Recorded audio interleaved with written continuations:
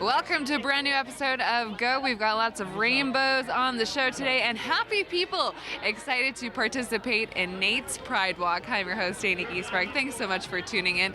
And yes, we've got rainbow flags, we've got people with rainbow mustaches, we've got rainbow leis, and people taking selfies as we get ready for the walk that's about to take place. And some sound effects going off. I don't know if that likes my microphone, but there are many components to NAIT Pride Week, including bake sales, which are super fun. They have a drag show that's coming up this week as well. But the most important part overall is probably the workshops, the panel discussions, and all of the talks that go on throughout the week. Very important talks for students in the LGBTQ population regarding safety, concerns they deal with. A safe learning environment here at the school is something that is top of mind for everyone. Teachers, students, the entire community. So we're going to be chatting with a couple of the organizers on the show today. Stay tuned for that as we participate in the NAIT Pride Walk. But up first, we are headed to a local high school that recently brought home the bacon with their latest culinary win.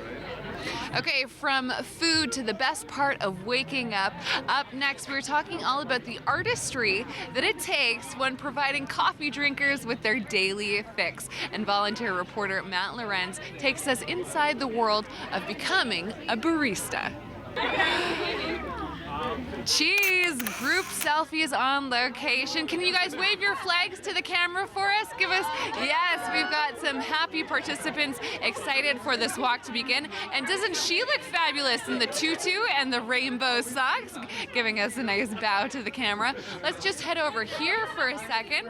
I see Lynn Dork, local blogger and foodie extraordinaire. How's it going, Sugar? How are you doing? Are you excited for the walk today? I'm very excited for the walk today. Where'd you get the mustache? You know, they're handing them out along with these flags because they want everyone to show all their bright colors, and I've got my earrings all You grew that! I grew it! You guys match! That's fantastic! Yours too! You know I did. Been working on it for weeks. Why do you think this is such an important week for everyone here at the school to celebrate and get behind the LGBTQ population? I think it's great because it shows NAIT and the community that we're inclusive and that everyone is supported and everyone is welcome here. And it's a safe space, so it's part of the NAIT Safe Spaces program, which does just that. So everyone, you don't have anything to fear here. It's safe, it's comfortable, and no matter what religion you are or what sexuality you are, that's fine and that's great, and we're celebrating that this week. All right, well, thank you, Linda. We are going to celebrate with the students as the march begins right after the break. And big smiles and waves from the scheduling department here at NAIT. Welcome back to the show if you're just tuning in now. We are once again on location at the college, which is celebrating their Pride Week. Now, if you look around, we've got a bunch of students and teachers and different community members mingling about, waiting for the NAIT Pride March to begin. We're going to be heading indoors, outdoors, so I'm wearing my coat, but we'll be walking through part of the school as the students march. Now, one of the reasons this is so important is they're bringing awareness to the realities of gender minorities and sexual minorities here at the school, whether they're students, friends and family members, teachers, all of the different concerns that surround our LGBTQ population. Safety being a huge concern. Do students feel safe coming to school and learning and working in a safe environment? These are all subject matters that they're bringing up, including terminology. Some of the words that when you are a sexual minority, that you feel more comfortable being referred to as, or words that you find offensive. These are conversations that the students are happening. We're going to be speaking with Kristen Flath with NAIT coming up to discuss this. Plus, again, the march is about to begin as people get more and more excited for this event. And it does go all week long. Big sales, drag shows, workshops, so much happening here at the school. So stay tuned, lots coming up. But first, we're taking a look at a local business that's bringing out the genius of an autistic, artistic student. Here's Shaw TV's Bianca Jade with your next story. Thanks for that, Bianca. Coming up next, to pin, throw down, take down, or choke. These are all objectives in this ancient sport. Here's Shaw TV's Jordan Hartner as we head over to West Edmonton Mall. Okay, we are now here with Kristen Flath of NAIT. And before we go into more information about NAIT Pride Week, tell us about your role and what you do with the school and the week. Sure. So I'm the manager of student engagement, which means I work with a lot of the diversity and inclusion programs around campus, one of which is our Safe Spaces program, and in addition to that, hosting Pride Week. Okay, and some of the elements of Pride Week, besides the march, include?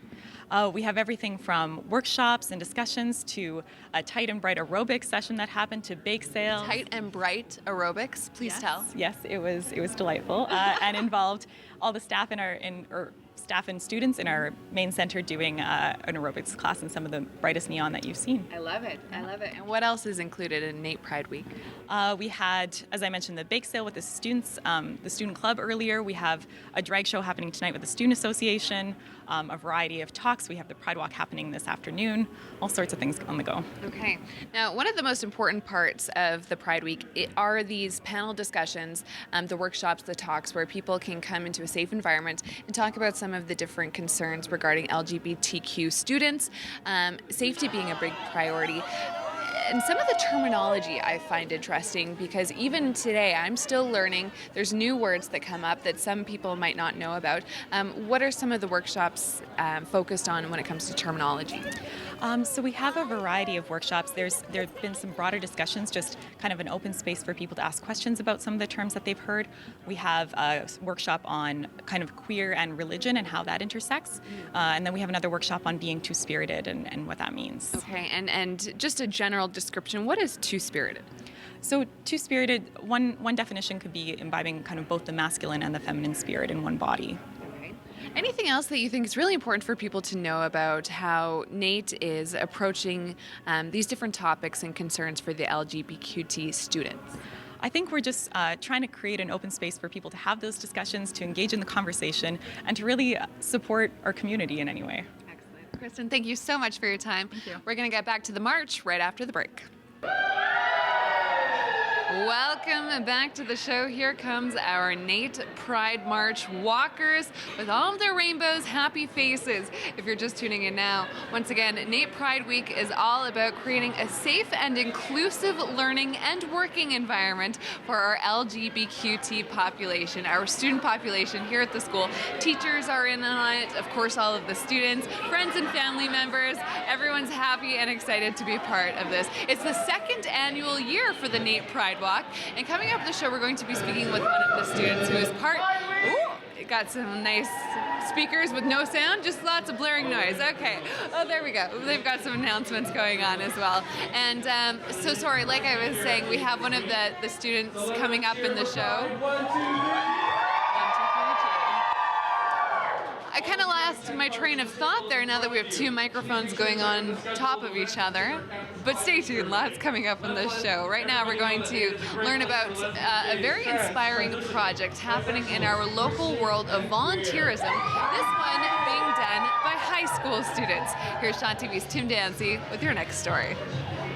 Welcome back to the show. Here comes our NAIT Pride marchers through the school on the last part of their journey, but I don't hear any noise. There we go. As again, we have so many people holding their own personal banners, queer and proud, all of the different departments in the school showing their support for the LGBTQ population. Now, there's activities throughout the week. Here we have a board of just feel-good messages to the student population. Again, this week is all about supporting all of the gender and sexual minorities.